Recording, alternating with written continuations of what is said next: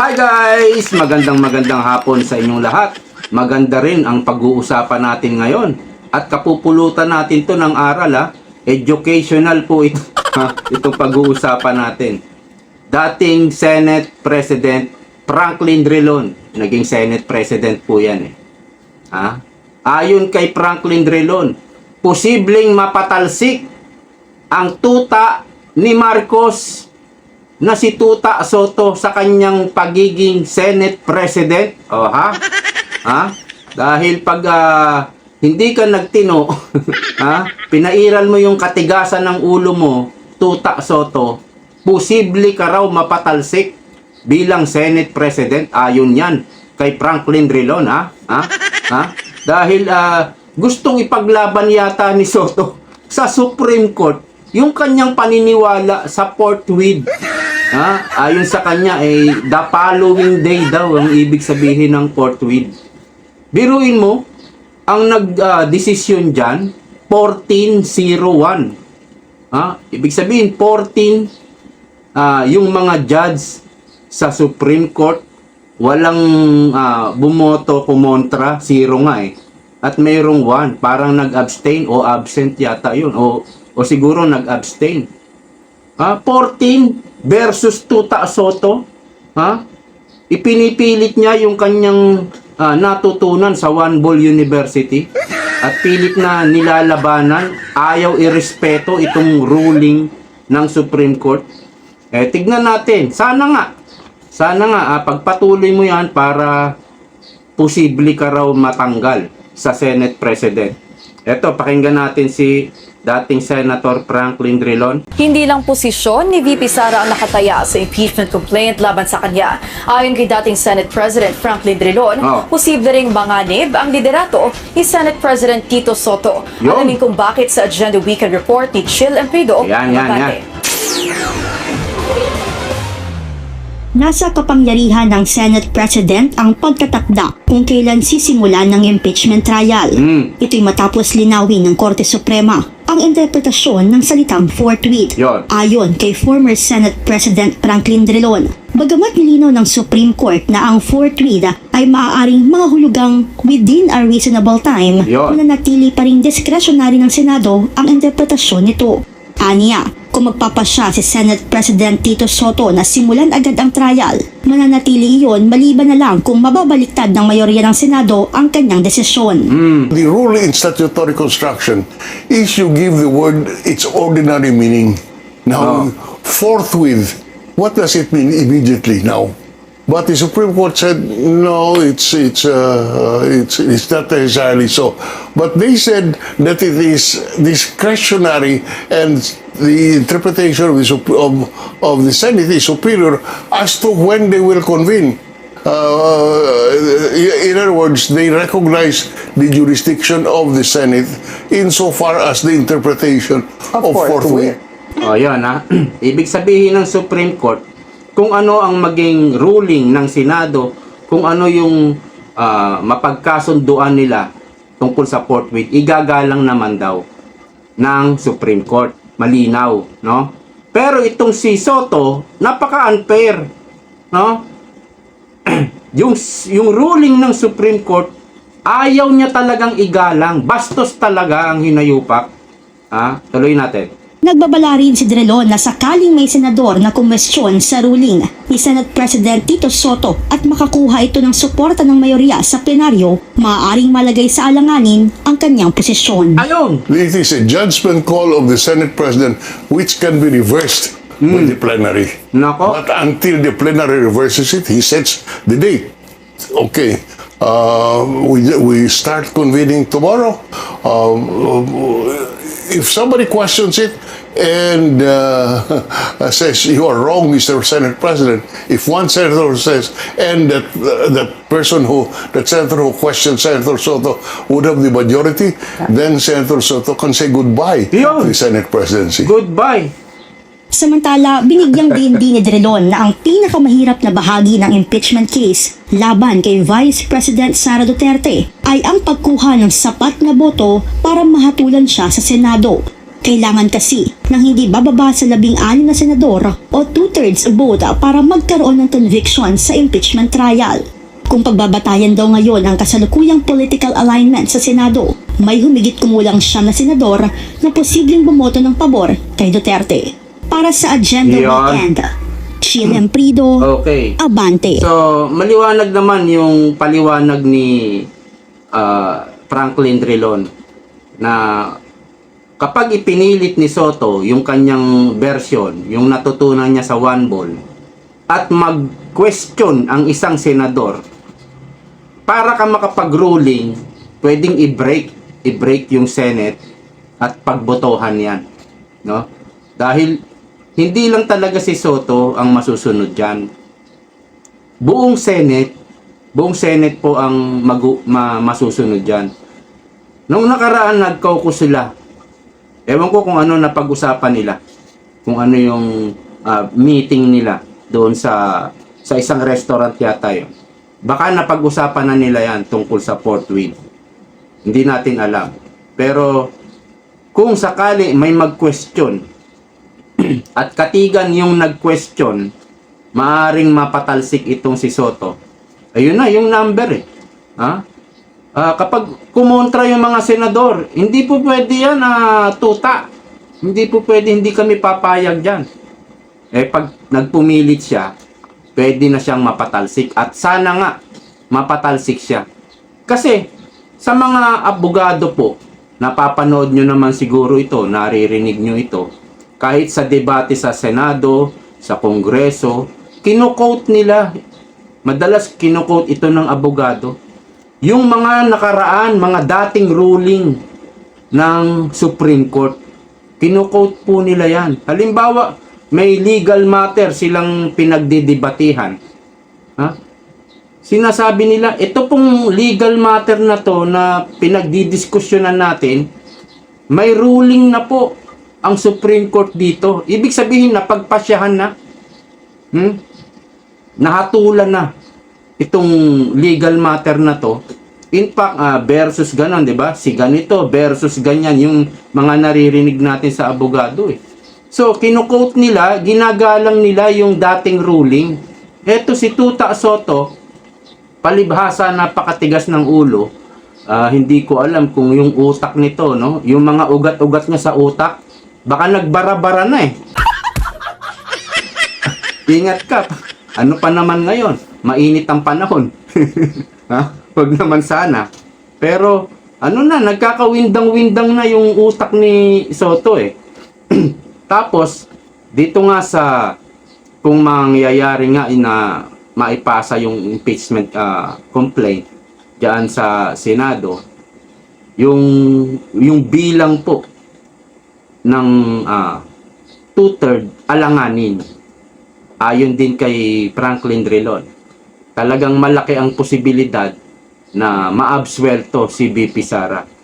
Yung ang sinabi ko nakaraan, si Pia Cayetano nasa administration, si Alan Peter Cayetano, kapatid niya, nasa opposition naman. Pwede po siyang hatakin ni Alan. Of course, hindi magpapahatak si Alan. Di ba? Dahil opposition yan eh. Never po yung kumampi sa mga dilawan, lalo na rito kay Marcos, sa mga kaalyado ni Marcos. Never po yan kumampi. Bakit? Dati pong pinag-initan yan si Alan Peter Cayetano noong tumatakbo siya ng senador. Hindi ko alam kung anong taon yun. Baka panahon yun ni Gloria or papasok na si Noynoy yata nun. Pinagtulong-tulungan po yan nila Trillanes, nasa video sa YouTube, nagigirian sila sa sa Senate Committee. Cayetano sa si Trillanes, pinag-initan po yan dahil napakalakas po ni Cayetano nung panahon na yon. Pwedeng pang front, pwedeng pangandidato ng pagkapangulo. Kaya ang ginawa nila, siniraan si Cayetano. Yung nakikita po nila, mga dilawan, Yung nakikita nila na ito pwedeng maging kalaban natin ito.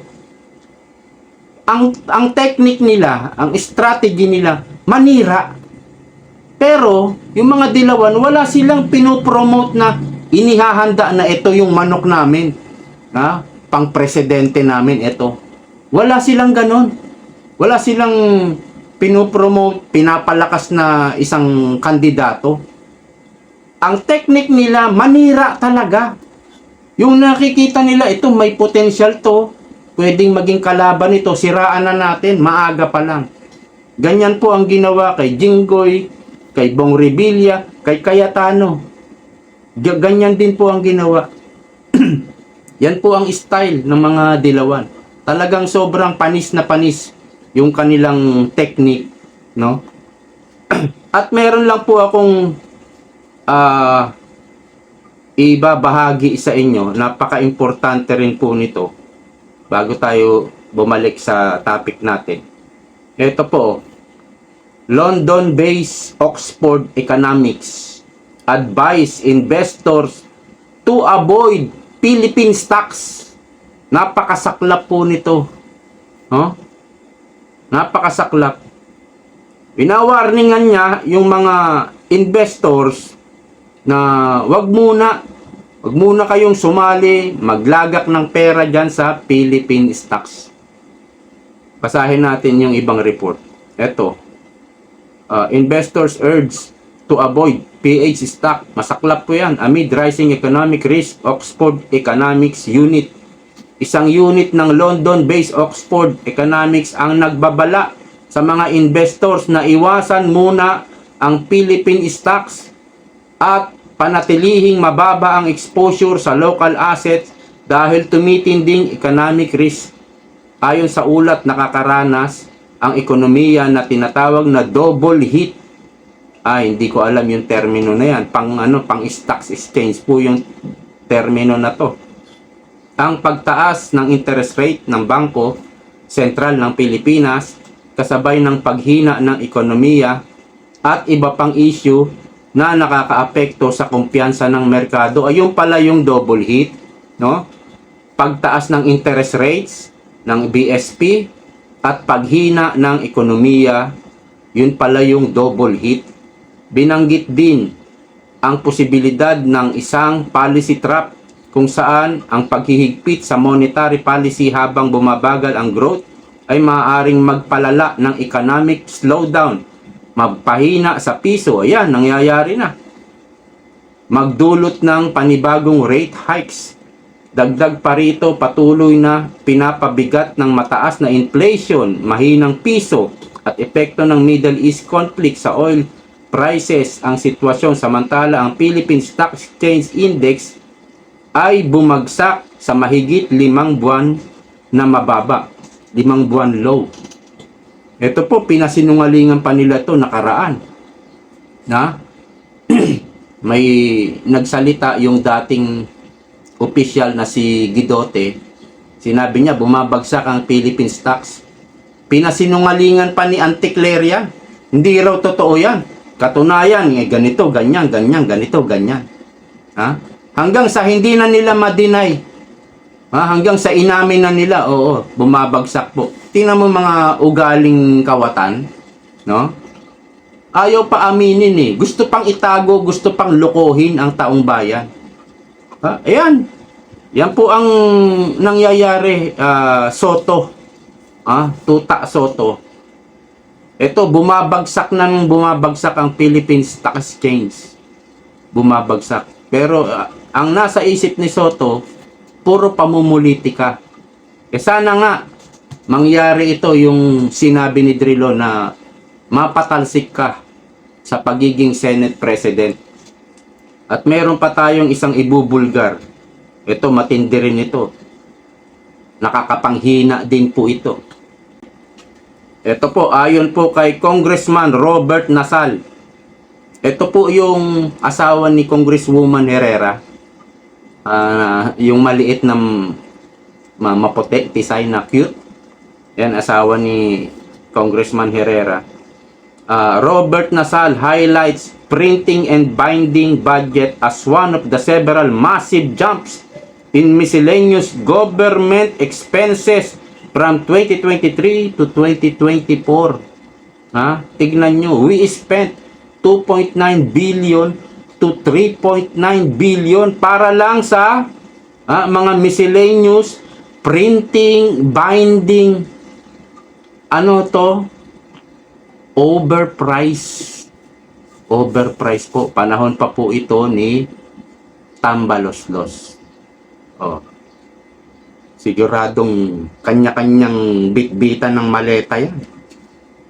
Overpriced po ito. Napakamahal naman ng gastos.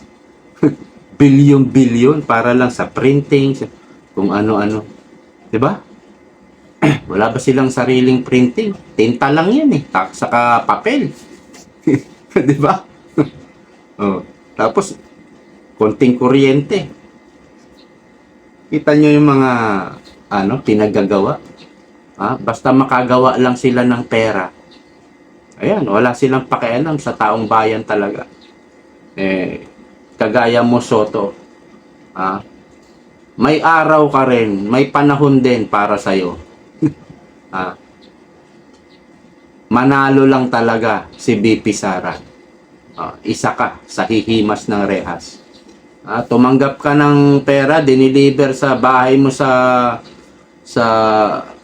saan ba yun? Sa Divisoria? O sa Baclaran ba yun? Yung bahay mo? Parang 5-story pa yung building mo doon. Hindi pala bahay, building niya. At si Saldico mismo. Si Saldico ang nag-deliver. Kasama yung mga bataan niya. Kaya may panahon din yan si Soto. Yung katigasan ng ulo nito, masyadong magmalaki, mapangahas. Pati Supreme Court.